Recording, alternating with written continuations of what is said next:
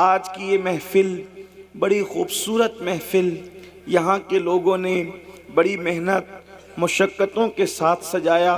اللہ تبارک و تعالی ان سب کی محنتوں کو، ہمارے امام صاحب اور ان کے رفقا کی محنتوں کو شرف قبولیت عطا فرمائے۔ میں نے آج آپ کے سامنے سورۃ الحشر سے ایک آیہ کریمہ کی تلاوت کرنے کا شرف حاصل کیا ہے۔ اللہ تبارک و تعالی اس کے متعلق مجھے حق کہنے اور آپ سب کو حق سن کر اس پر عمل کرنے اور اسے عام کرنے کی توفیق عطا فرمائے۔ میرے بھائیوں، ہم مسلمان ہیں، الحمدللہ ہم مسلمان ہیں، اور مسلمانوں کا یہ بنیادی عقیدہ ہے۔ مسلمان کسی بھی خطے کا ہو، کسی بھی قبیلے کا ہو، کسی بھی علاقے کا ہو، ہر مسلمان کا بنیادی عقیدہ ہے، بلکہ مسلمان رہنے کے لیے یہ عقیدہ ہے۔ بندہ اس وقت تک مسلمان مانا نہیں جائے گا، بندہ اس وقت تک مسلمان کہلائے گا بھی نہیں، بندہ اس وقت تک مسلمانوں میں شمار نہیں ہوگا جب تک اس کا یہ عقیدہ نہ ہو جائے کہ ایک دن مرنا ہے، اور مرنے کے بعد ہمیں اٹھنا ہے، اور مرنے کے بعد اٹھنا ہے، اور پھر اللہ کی بارگاہ کے اندر ہمیں کھڑے ہونا ہے، اللہ کی عدالت میں کھڑے ہونا ہے، اور خدا کی عدالت میں کھڑے ہو کر پھر انسان کو اس کے اعمال کے حساب سے جواب دینا ہے۔ انسان نے اپنی زندگی پیدا ہونے سے لے کر موت کی آخری ہچکی تک کہاں گزارا، کیوں گزارا، کس طرح گزارا، کس کام میں گزارا، ان ساری چیزوں کے بارے میں اللہ تبارک و تعالی ہم سے پوچھے گا۔ تھوڑی دیر میں آپ کی توجہ چاہتا ہوں۔ یہاں کے لوگ، اس پورے علاقے کے لوگ بڑے محبتی لوگ ہیں، بڑے پیارے لوگ ہیں، بڑے پیار کرنے والے لوگ ہیں، لیکن آپ کی تھوڑی دیر کے لیے میں توجہ چاہتا ہوں۔ آپ غور فرمائیں، میرے آقا صلی اللہ علیہ وآلہ وسلم کے پیارے دیوانوں، آپ ذرا سوچو تو صحیح، آپ ذرا غور تو کرو۔ ایک دن وہ آنے والا ہے، یہ اپنے ایمان کا حصہ ہے، جس کو آخری دن کہتے ہیں، یعنی اس کے بعد پھر کوئی دن نہیں ہے، آخری دن ہے، جسے یوم آخرت کہتے ہیں، جسے میدان محشر کہتے ہیں، جسے میدان حشر کہتے ہیں۔ اس کے بعد پھر کوئی دن نہیں ہے۔ یا تو پھر لوگ، اللہ اکبر، خوش نصیب لوگ یا تو جنتی جنت میں چلے جائیں گے، یا پھر اللہ اکبر بدقسمت لوگ جہنمی جہنم میں جائیں گے۔ ہمیشہ پھر کسی کا ٹھکانہ جنت ہوگا، کسی کا ٹھکانہ جہنم ہوگا، میرے آقا صلی اللہ علیہ وآلہ وسلم کے دیوانوں۔ لیکن ایک دن ہے جس کو یوم آخرت کہتے ہیں، اور اس دن اللہ خود اپنے بندوں سے حساب لے گا، اللہ اپنے بندوں سے خود پوچھے گا، بلکہ وہ فرماتا ہے اَيَحْسَبُ الْإِنسَانُ أَن يُتْرَكَ سُدًى، کیا انسان یہ تصور کرتا ہے کہ اس سے حساب نہیں لیا جائے گا، بے حساب اس کو چھوڑ دیا جائے گا؟ نہیں نہیں، انسان سے حساب لیا جائے گا، بلکہ قرآن مقدس میں ایک مقام پر بیان کیا جاتا ہے فَمَن يَعْمَلْ مِثْقَالَ ذَرَّةٍ خَيْرًا يَرَهُ وَمَن يَعْمَلْ مِثْقَالَ ذَرَّةٍ شَرًّا يَرَهُ۔ ایک ذرے کے برابر اگر تم نے نیکی کی ہوگی، اللہ تمہیں وہ بھی دکھائے گا۔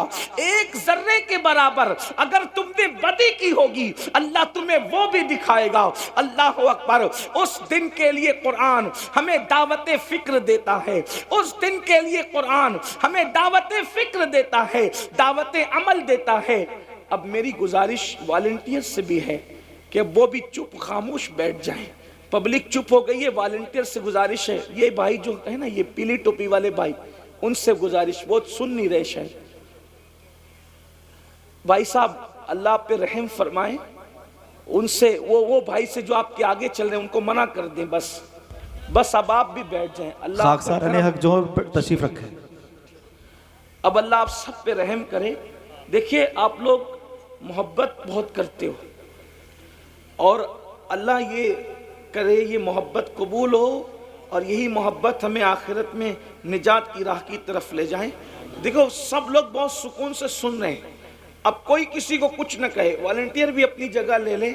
یہ محفل اللہ رسول کی ہے، اس کو اللہ رسول کے حوالے کر دیں، کوئی کچھ نہ کہے، اب صرف سب سنیں۔ بس ایک بار سب مل کر بلند آواز سے، اگر وہ جو میرے بھائی مجھے کھڑے ہوئے نظر آ رہے ہیں، اگر وہ حضرات بھی بیٹھنے میں کوئی انہیں تکلیف نہ ہو اور وہ بیٹھ سکتے ہیں تو اپنے اللہ رسول کے نام پہ بیٹھ جائیں۔ اور سب مل کر ایک بار بلند آواز سے درود شریف پڑھ لیں آپ لوگ. اللہم صلی علی سیدنا و مولانا محمد معدن الجود والکرم و آلہ و صحبہ و بارک وسلم. صلاۃ و سلام علیک یا رسول اللہ صلی اللہ علیہ وآلہ وسلم. میں بات آگے بڑھانے سے پہلے ایک بات آپ سے کہتا ہوں، اس کو دل پہ لکھ کے لے جانا، اگر ہو سکے تو گانٹھ باندھ لینا دل کے پلو میں. جب بھی کسی جلسے میں عرس میں دینی محفل میں جاؤ، وہاں کسی کو ڈانٹنا نہیں. ابھی آپ لوگ ایک دوسرے کو ڈانٹ رہے تھے، مجبوری بھی رہی ہوگی آپ لوگ کی، ڈانٹنا نہیں کسی کو دھکا نہیں دینا. دیکھو میں آپ کے فائدے کی بہت اہم بات بتا رہا ہوں، اس کو زندگی بھر مت بھولنا.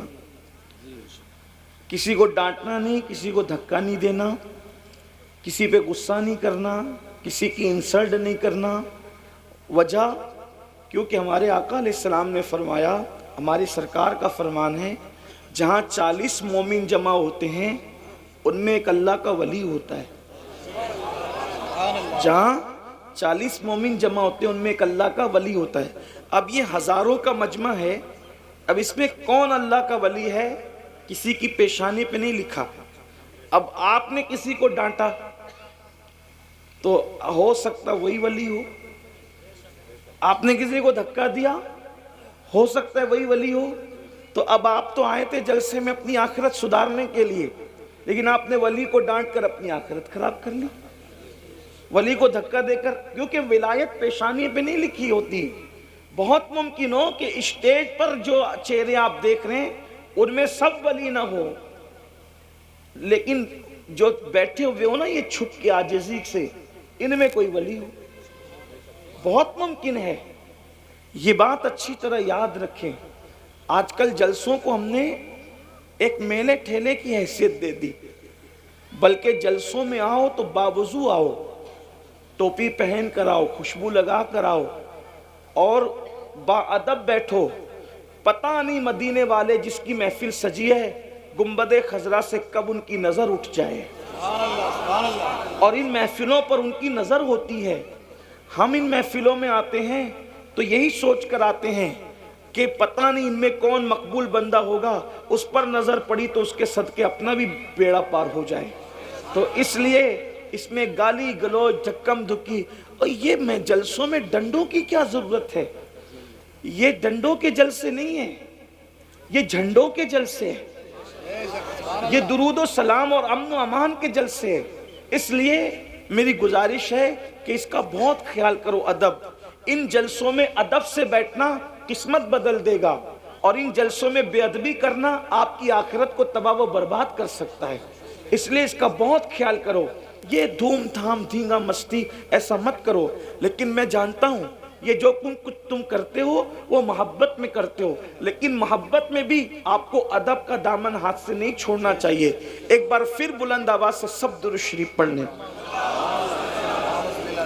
اللہم صلی علی سیدنا و مولانا محمد معدن الجود والکرم و آلہ و صحبہ و بارک وسلم. صلاۃ و سلام علیک یا جد الحسن والحسین.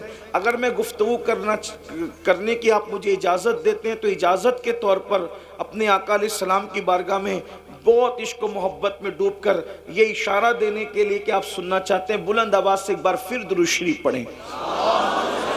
اللہ رب محمد صلی اللہ علیہ وسلم، نحن عباد محمد صلی اللہ علیہ وسلم. صلاۃ و سلام علیک یا جد الحسن والحسین. صلاۃ و سلام علیک یا جد الغوث الثقلین.